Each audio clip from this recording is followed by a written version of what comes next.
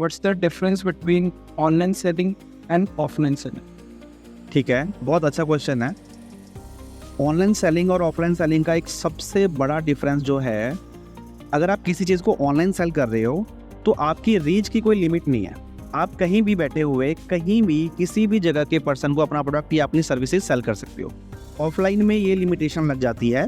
For example के लिए आप चंडीगढ़ सेक्टर 40 सेक्टर में रहते हो, तो आपके शॉप पर या आपके दुकान पर किसी पर्सन के आने की जो प्रोबेबिलिटी है वो उतनी ही कम हो जाएगी जितना डिस्टेंस बढ़ जाएगा। अगर आपके सेक्टर का कोई पर्सन है तो मे बी वो आपके शॉप पे आ जाए, बट चंडीगढ़ के किसी दूसरे पार्ट का या किसी दूसरे स्टेट या सिटी का पर्सन आपके शॉप पर आए, इसके चांसेस ना के बराबर रहेंगे। बट अगर ऑनलाइन बिजनेस है तो आप चंडीगढ़ में बैठे हो या जोमनी तलैया में बैठे हो, कोई फ़र्क नहीं पड़ता। आप चंडीगढ़ में बैठ के बेंगलोर को या बीजिंग में या न्यूयॉर्क में अपना प्रोडक्ट या अपनी सर्विसेज सेल कर सकते हो। तो this is one of the biggest difference between online business या online selling and offline selling. आपने बिजनेस खड़ा किया है उससे हिसाब से कि आपको तो प्रेफर चलो आप ऑनलाइन करते हो, पर आपको भी कभी जैसे चांस मिला कि आप ऑफलाइन मार्केट में अब की मतलब जनरेशन में उतरना चाहोगे या नहीं चाहोगे? मतलब ज़्यादा डिफिकल्ट क्या है, ऑनलाइन या ऑफलाइन? ऑफलाइन ज़्यादा डिफिकल्ट है क्योंकि ऑफलाइन में ओवरहेड्स बहुत ज़्यादा होते हैं। ओवरहेड्स का मतलब क्या है इजी लैंग्वेज में, कि ऑफलाइन बिजनेस स्टार्ट करने के लिए भी आपके पास में एक अच्छा खासा कैपिटल होना चाहिए। क्योंकि ऑफलाइन बिजनेस स्टार्ट करने के लिए आपको कोई ना कोई जगह चाहिए। मिनिमम भी मैं मान के चलता हूँ कि 10 बाय 10 का भी अगर आपने एक शॉप लिया तो उसका कम से कम 20-25 हज़ार रुपया मिनिमम रेंट रहता है। और किसी भी जगह पर इससे कम में रेंट में अच्छी दुकान मिले उसके चांसेस बहुत कम है। फिर उसके बाद आपको वो शॉप तैयार भी करनी पड़ेगी। अगर आपको रिटेल बिजनेस करना है तो आपकी लुक एंड फील अच्छी होनी चाहिए, तो उसके लिए आपको शॉप में कुछ काम करवाना पड़ेगा जिसमें अगेन कुछ पैसे लगेंगे।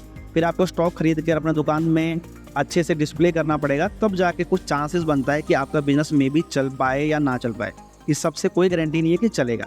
But on the other side अगर आप ऑनलाइन बिजनेस कर रहे हो, ऑनलाइन बिजनेस में आपको ये सब ओवरहेड्स नहीं लगते हैं।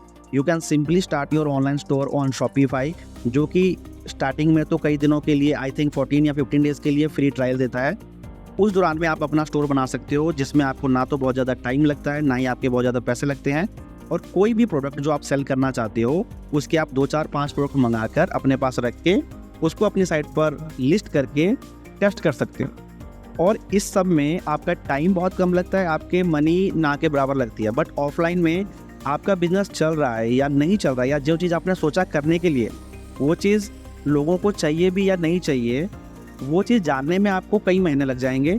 और हो सकता है, बहुत ज़्यादा चांसेस हैं, हमने खुद ने कई बार अपनी मार्केट में जहाँ पर हम लोग रहते हैं, हम सब ने अपने आसपास में देखा होगा, एक दुकान खुली और 2 या 3 महीने बाद वो बंद हो जाती है, क्योंकि वो सोचते हैं कि यार यहाँ पे ये चीज़ तो बहुत ज़बरदस्त चलेगी।